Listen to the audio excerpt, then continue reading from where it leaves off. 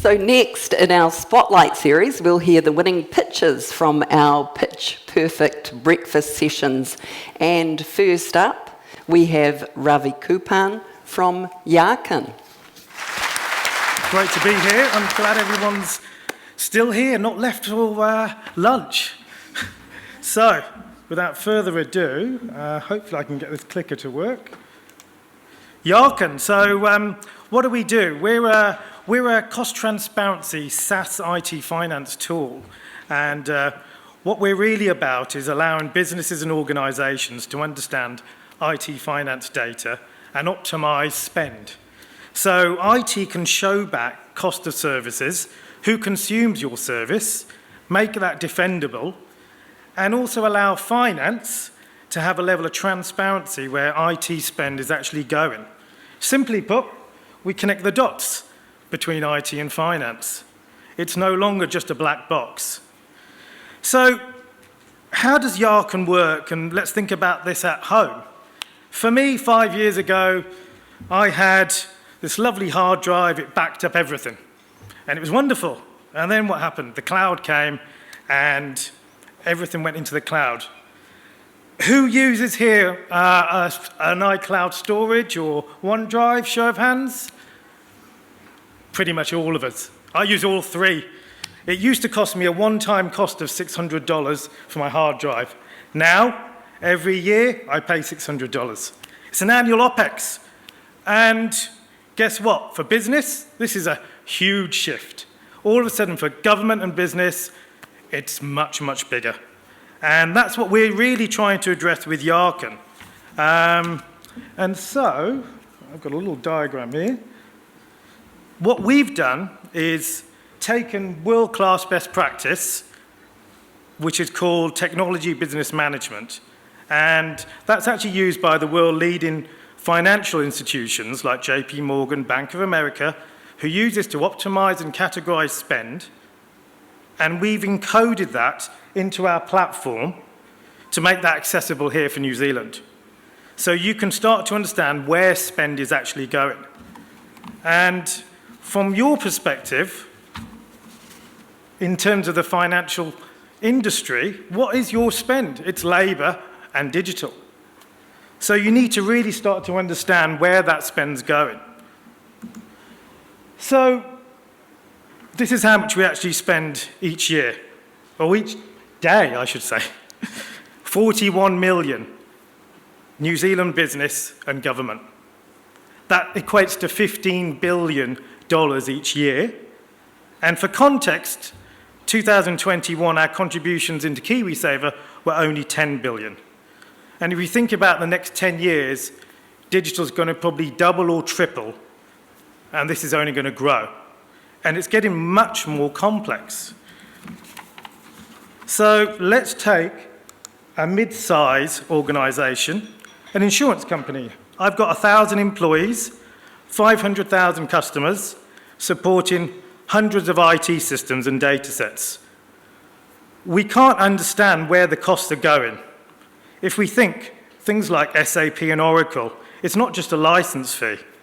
It's connected to storage, databases, support, data centers. At Yarkin, we're trying to provide the transparency to connect those dots on where IT spend is occurring. And this is how we do it. So what you can see there on the left is we actually ingest data from multiple sources: service catalog, delivery projects, support tickets, and in the heart is our heart, Yarkin. It's the modeling tool. We ingest that information, and then we report on it. And we provide those self-service dashboards. So you're probably thinking, well, do I really want transparency? Why do I need that? Well, ultimately, if you can't see it, you can't measure it. We can't make decisions, and we don't understand what value we get out of our platforms. And I think we've heard today, we're in these kind of dark, gloomy times. Consumer spending's going down. We're in a recessionary moment. We need to optimize. And for sure, we're going to continue to spend on digital. but are we getting value out of that? And that's really where Yarkin comes in. So I'll leave you with this. We want to be part of your Kiwi success story. We don't want IT to be a black box. We want to enable companies to become IT financially literate. Give you the data to make better decisions, spend wisely and show value, and be accountable. Come and see us at Tech Alley, and we look forward to talking to you more. Ravi and the Open team is your trophy and a little gift from FSC. So do come out and see Yarkin out at Tech Alley. Thank you. Thanks, Ravi. Congratulations. And our second winner from Pitch Perfect was Sugar Wallet. So if we could welcome Dev Soni to the stage to give his pitch to us. Hey, my name's Dev. I'm one of the co-founders of Sugar Wallet. Sugar Wallet is an investing app that allows people who've never invested before to get started with investing. We're not just an easy brokerage that gives you access to a bazillion stocks. We actually make the process easy for someone who's got no clue what investing really is. Just to get a show of hands, how many people here know what an ETF or an index fund is? Okay, every single person. Cool. Which is great because that's not our customer segment.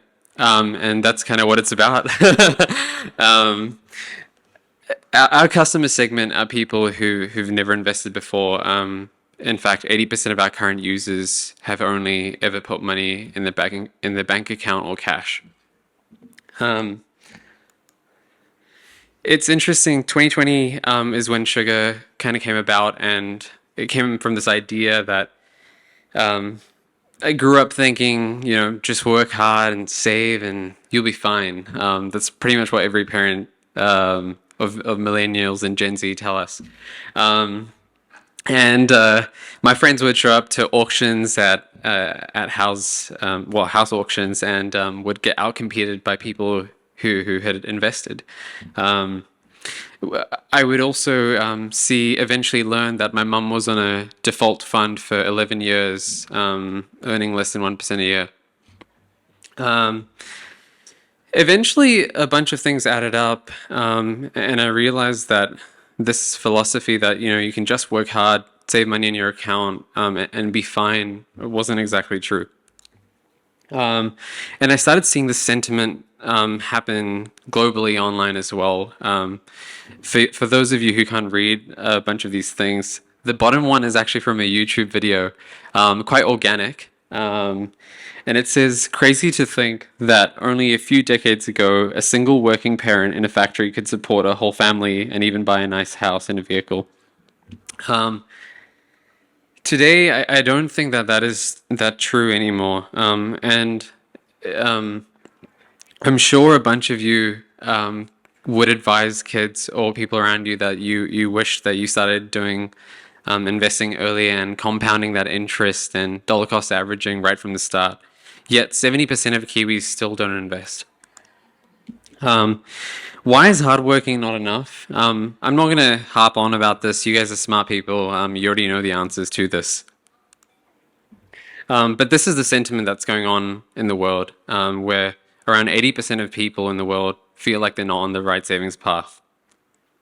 The dream that we were told about, have a house by 30, travel the world, do all these things, and you'll get it all just by working hard, is just not working out. In my view, current wealth platforms are still too complicated, time-consuming, and unfamiliar. The word complicated is really the crux here. All of you know what an ETF or index fund is.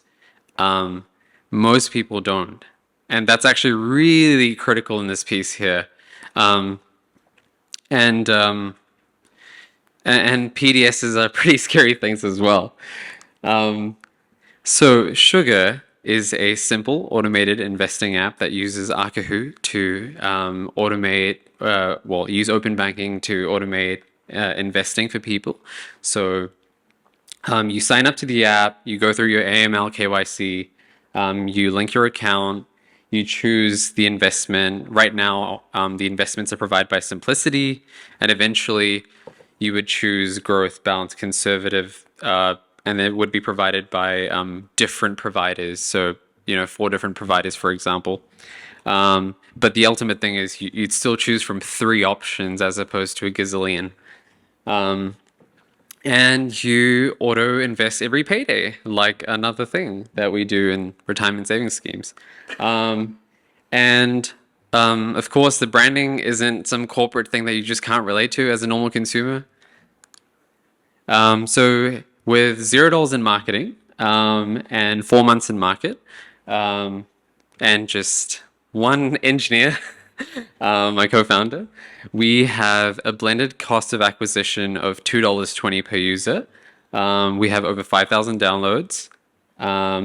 We've multiplied our FUM by 20x, and we have over 91% retention over 90 days.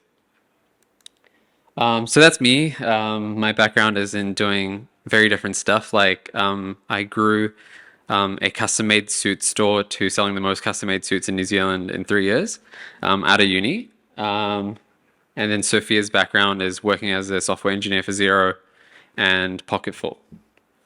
Our investors include Wanda Rutgers, who was the ex-Robin Hood International president, Abhi, who's the current international growth lead for Canva, Dan, who's the international lead for public.com, for those of you who know. It's an investing platform in the US. And Mahesh, who's one of the earliest employees at Canva. So why are we doing this? Ultimately, as the economist touched here as well, the rich are getting richer, poor are getting poorer. 85% of the world make 15% of the wealth distribution. Economically, it doesn't make sense for a lot of financial services to serve those people in the same personalized way or in the same intensity as you would by serving people who make better economics for your shareholders.